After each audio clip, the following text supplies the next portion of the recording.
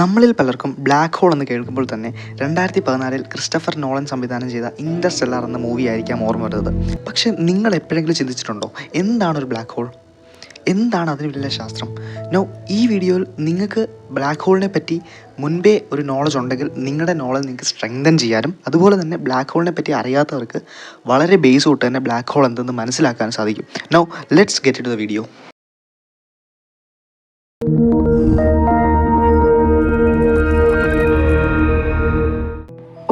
So assume ചെയ്യാൻ നിങ്ങളൊരു ആസ്ട്രോണോട്ടാണ്.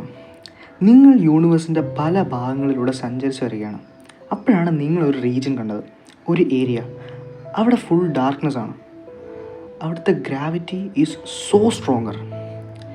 Suppose നിങ്ങളുടെ കൂടെ ഉണ്ടായിരുന്ന ആസ്ട്രോണറ്റ്, നമുക്ക് അദ്ദേഹത്തെ ജോൺ എന്ന് വിളിക്കാം. അദ്ദേഹത്തിന് ബ്ലാക്ക് ഹോൾ എന്താണെന്ന് മുമ്പ് അറിയത്തില്ല. അദ്ദേഹം പറയുകയാണ്, അതിൻ്റെ ഉള്ളിൽ എന്താണെന്ന് ഞാൻ നോക്കിയിട്ട് വരാമെന്ന് പറഞ്ഞ് ജോൺ പോവുകയാണ്. നിങ്ങളത് കണ്ടു. പക്ഷേ എൻ്റെ ചോദ്യം ഇതാണ്, ജോൺ തിരിച്ചു വരുമോ? The answer is no, because even light, the speed limit of the universe, can't escape from it. അതായത് ബ്ലാക്ക് ഹോളിൻ്റെ അടുത്തൂടെ പോകുന്ന ഏതൊരു വസ്തുവിനെയും ബ്ലാക്ക് ഹോൾ പിടിച്ച് താഴ്ത്തും.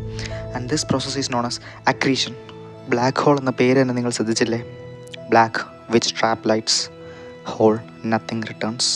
ഓക്കെ ഗൈസ്, പക്ഷേ എന്തുകൊണ്ടാണ് ഇത് സംഭവിക്കുന്നത്? നമുക്കിത് മനസ്സിലാക്കാൻ 3 പേരെ പരിചയപ്പെടാം. Sun, neutron star, black whole.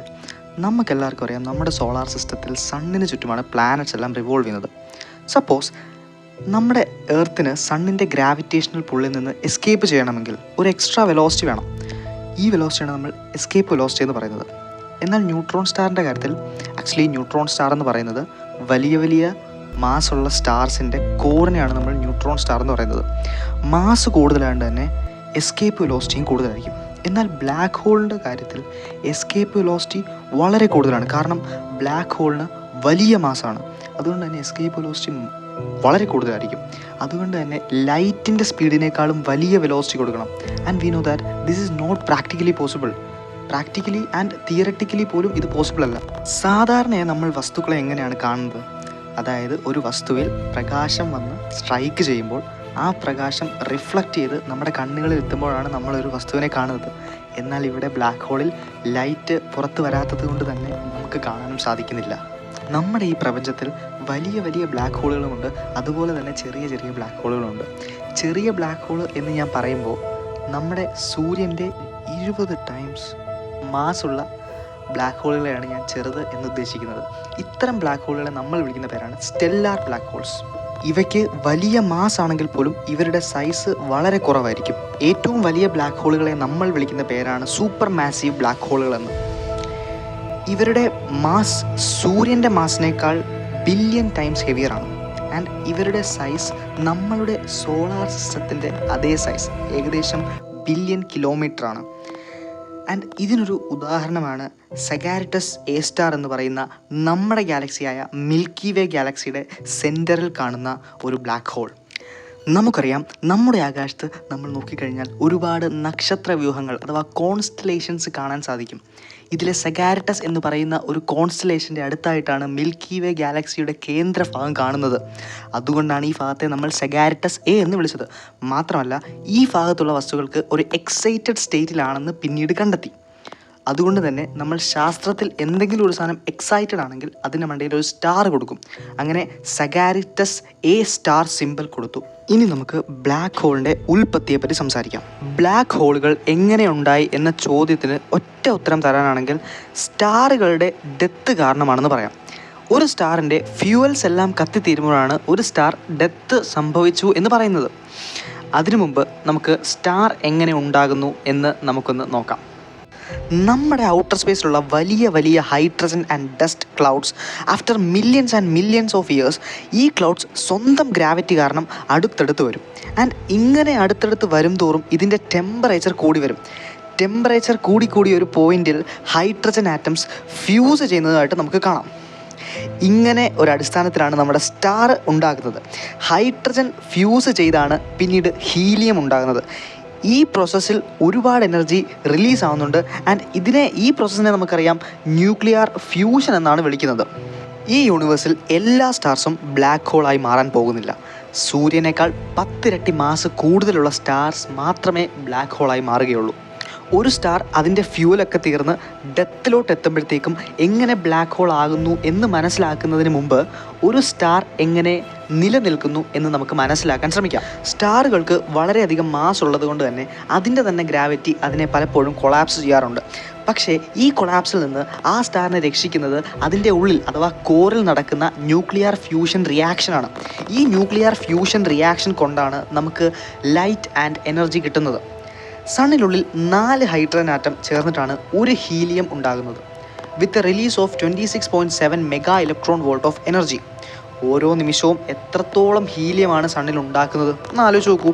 സണ്ണിൻ്റെ ഉള്ളിൽ അഥവാ കോറിൽ നമ്മളിപ്പോൾ കാണുന്ന വിസിബിൾ ലൈറ്റ് അല്ല ആദ്യം ഉണ്ടാകുന്നത്.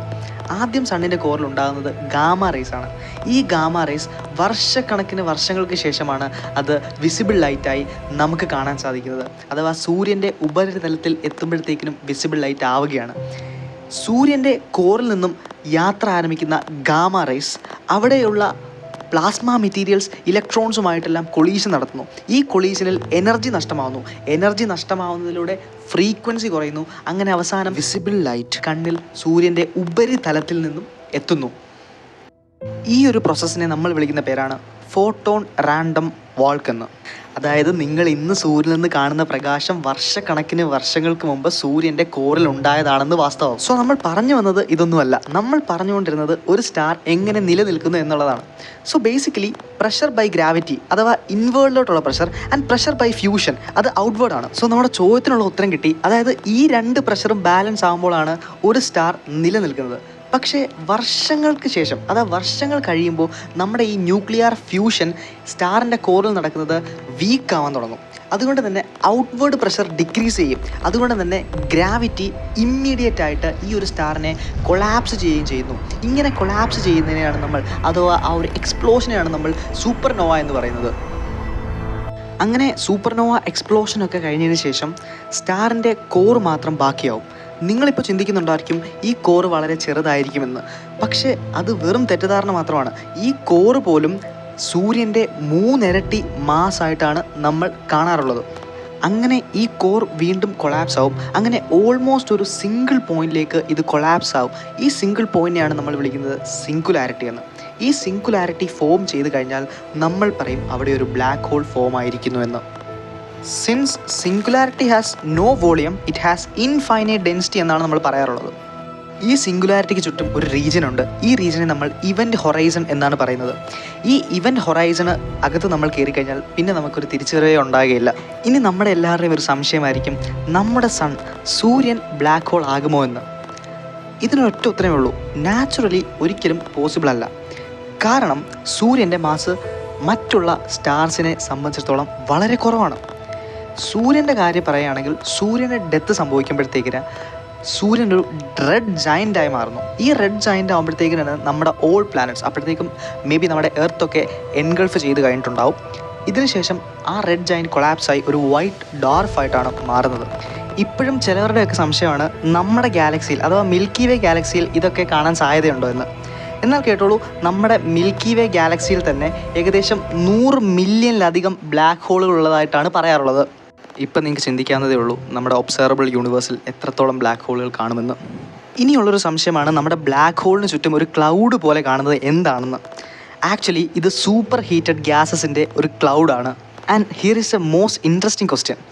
നമ്മൾ ഒരു ബ്ലാക്ക് ഹോളിൽ വീണ് കഴിഞ്ഞാൽ എന്തായിരിക്കും സംഭവിക്കുക?